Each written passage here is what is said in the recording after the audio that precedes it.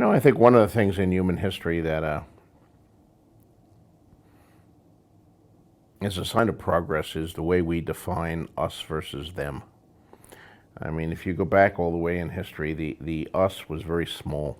The Greek city-states warred against each other. They were all Greeks, but the Athenians were Athenians, and they didn't like the Spartans, and the Spartans fought the Thebans, and the Thebans fought the Corinthians, and so on. And the only time they ever got together were the Persians invaded.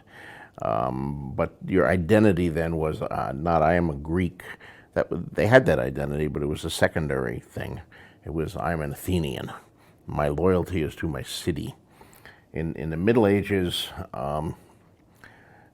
you saw the ideal of the family and replaced that. The Starks and the Lannisters, or the Yorks and the Lancasters. I mean, one of the things I've drawn on is the 100 Years' War, which is taught in school as a struggle between France and England. It wasn't a struggle between France and England for most of it. It was a struggle between the Capets and the Plantagenets, two great warring dynasties, and then later the Wars of the Roses, which two different branches of the Plantagenets, who fought till both branches were essentially extinguished and the Tudors came in. So there were family things. Nationalism really rose later, and then we had the nation states that we identified with.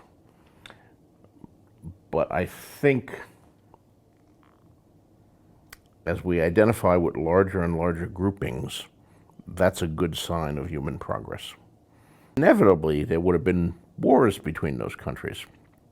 Instead, there were disagreements, but within a framework that allowed them to be settled peacefully.